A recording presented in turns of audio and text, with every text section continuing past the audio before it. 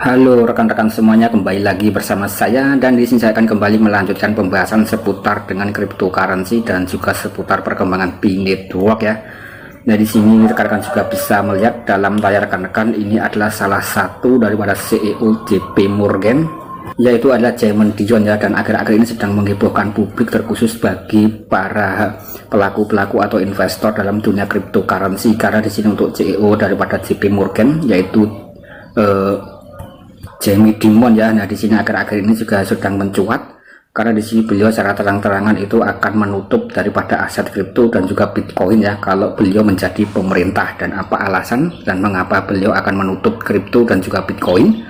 Nah, di sini bagaimana dengan tanggapan exchange besar dan juga tanggapan para orang-orang yang sudah ahli dalam dunia cryptocurrency ya mengenai informasi yang sedang terjadi di sini. Silahkan disimak sampai akhir. Nah, di sini sekali lagi ya untuk Pi Network Coin, sekali lagi pada bulan Desember 2023 saat ini sedang mengalami gejolak atau bisa dikatakan mengalami semacam trending, yaitu sedang mengalami kenaikan atau sedang viral berkat daripada informasi resmi Kordim mengatakan event PVS. Dan Kordim juga mendorong ya agar sebanyak-banyaknya para pionir itu di seluruh dunia bisa terlibat aktif dan juga bisa bergabung dalam event PVS tersebut ya. Kemudian di sini malah muncul berita yaitu CEO JP Morgan Jamie Dimon mengatakan dia akan menutup Bitcoin dan juga kripto jika dia menjadi pemerintah atau pengambil kebijakan. Karena di sini satu-satunya kasus penggunaan yang sebenarnya adalah, nah di sini bisa dikatakan untuk cryptocurrency dan lain-lain bisa digunakan untuk pencucian uang dan lain sebagainya ya. Dan informasi di sini dikutip dari watcher.bureau. Kemudian rekan-rekan juga bisa berkomentar ya mengenai informasi demi informasi. Sekaligus di sini kita juga bisa untuk melihat perkembangan di luaran sana secara lebih luas tentang sesuatu yang sedang terjadi, terkhusus mengenai dunia cryptocurrency dan juga dunia keuangan secara global. Kemudian di sini kalau kita amati sekilas ya, karena di sini untuk dunia cryptocurrency itu bersifat desentral dan tidak ada otoritas pusat yang mengatur.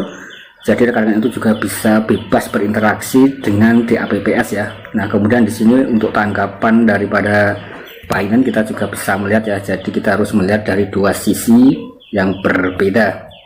Nah, langsung saja. Nah, di sini langsung saja ya kita akan membahas daripada tanggapan dari Binance. Nah, di sini kita bisa melihat ya, yaitu tertanggal kurang lebih kurang lebih di sini tanggal 6 bulan 7 tahun 2022 ya, yaitu Binance juga sudah menanggapi berkaitan dengan mitos pencucian uang kripto dan juga mesin yang bekerja lembur untuk menjual narasi palsu.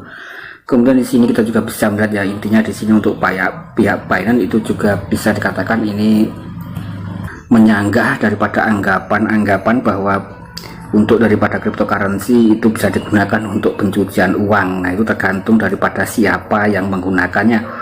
Nah, kemudian di sini kita juga bisa melihat ya. Nah, untuk Binance beberapa tahun yang lalu, tepatnya 2022 itu juga telah menerbitkan sebuah blog yang membantah mitos yang sering didorong oleh musuh-musuh daripada industri kripto, yaitu Binance ya atau exchange, bahwa kripto adalah surganya bagi para pencucian uang secara ilegal. Kemudian di sini sayangnya industri kita harus terus mengatasi masalah ini berulang kali ya, karena memang ada pihak-pihak dan kepentingan yang terus-menerus menyebarkan disinformasi atau dengan sengaja menyesatkan para masyarakat umum untuk mengabaikan konteks penting seperti seberapa efektif kripto dibanding dengan sistem perbankan tradisional dalam memberikan semacam perhatian. Kemudian juga ada aktivitas terlarang. Kemudian di sini untuk daripada Binance juga menyarankan Anda untuk mengabaikan penulis pakar yang memilih data dengan cermat mengandalkan kebocoran ya, dan yang tidak dapat diverifikasi dari regulator dan juga dimasukkan ke dalam sekte paranomia kripto demi ketenaran atau keuntungan secara finansial. Kemudian di sini menurut data Chainlist, sebuah perusahaan yang berspesialisasi dalam analisis kripto dan juga blockchain dari semua transaksi yang dilakukan dengan mata uang kripto pada tahun 2021, yaitu dikaitkan dengan beberapa jenis aktivitas terlarang, kurang lebih ada sekitar 0,15%. Kemudian juga ada PBB yang memperkirakan bahwa antara 2% hingga 5% dari uang fiat atau uang tunai tradisional sekitar 800 miliar dolar ya hingga 2 triliun dolar Nah, di sini dikaitkan dengan beberapa jenis aktivitas terlarang ya di dalam industri cryptocurrency. Nah, di sini kripto sangat transparan dan jauh lebih transparan dibanding dengan perekonomian tunai tradisional. Nah, jadi di sini dengan sifat Web3 terdesentral dengan menggunakan blockchain tentu sangat transparan sekali ya untuk daripada dunia cryptocurrency.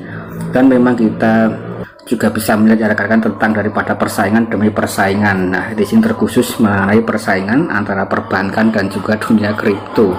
Nah, kemudian di sini mengenai informasi daripada CEO yaitu Jamie Dimon ya, CEO JP Morgan yang sedang viral akhir-akhir ini. Kemudian di sini juga ada berbagai macam narasi demi narasi ya, yang nanti rekan-rekan juga bisa dibaca saja secara mandiri. Nah, kemudian di sini juga sedang ramai dan viral sekali berkaitan dengan CEO JP Morgan. Nah, jadi diberitakan oleh website-website termasuk daripada salah satu website yang terkenal yaitu adalah CNBC yang juga ikut memberitakan berkaitan dengan JP Morgan. Nah, di sini untuk JP Morgan.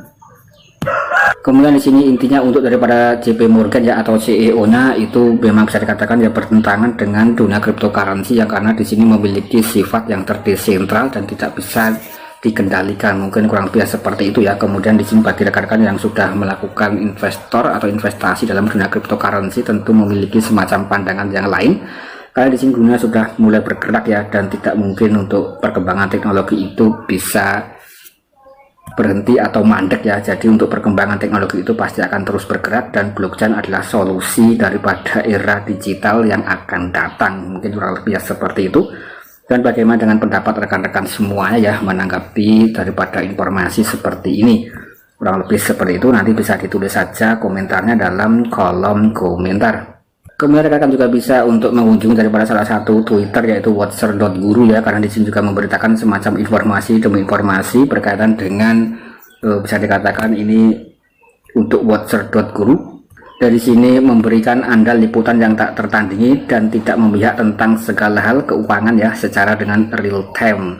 Jadi ini berkaitan dengan informasi keuangan untuk watcher.guru. Kemudian Twitternya itu juga jadi warna emas ya. Kemudian rekan-rekan juga bisa untuk berlangganan atau membayar karena di sini informasi yang disampaikan oleh watcher.guru bisa dikatakan akurat ya, kurang lebih seperti itu. Nah, di sini informasi yang terbaru 13 jam yang lalu. Kemudian juga ada berbagai macam informasi demi informasi yang lain. Nah, ini juga ada yang berkaitan dengan Bitcoin. Bitcoin sebentar lagi akan halving ya atau akan terpecah dan terbagi untuk miningnya. Kemudian kurang lebih sekitar 133 hari lagi. Nah, di sini tepatnya pada April ya, 19 April 2024 dan harga saat ini adalah sekitar 44.000 US dollar, yaitu kurang lebih sekitar 600 juta rupiah lebih ya untuk daripada Bitcoin. Padahal beberapa bulan yang lalu sempat mengalami harga yang ambles atau ngedam. Kemudian di sini dalam waktu beberapa hari saja ya atau beberapa minggu atau beberapa pekan Bitcoin mampu langsung terbang kembali atau ngepam ya di akhir-akhir tahun ini. Bahkan juga ada yang memprediksi untuk Bitcoin itu juga bisa mampu menembus kurang lebih ya sekitar 1,5 miliar atau bahkan bisa menembus 500.000 dolar ya atau 1 juta dolar ya. Itu hanyalah sebatas prediksi demi prediksi dan siapapun itu juga bisa untuk memprediksi ya, tentu harus memiliki dasar-dasar yang kuat, kurang lebih seperti itu. Nah, oke rekan-rekan, dan saya rasa sekian dulu konten dari saya berkaitan dengan informasi dalam dunia internasional. Silahkan tinggalkan komentar rekan-rekan dalam kolom komentar. Sekian dan terima kasih.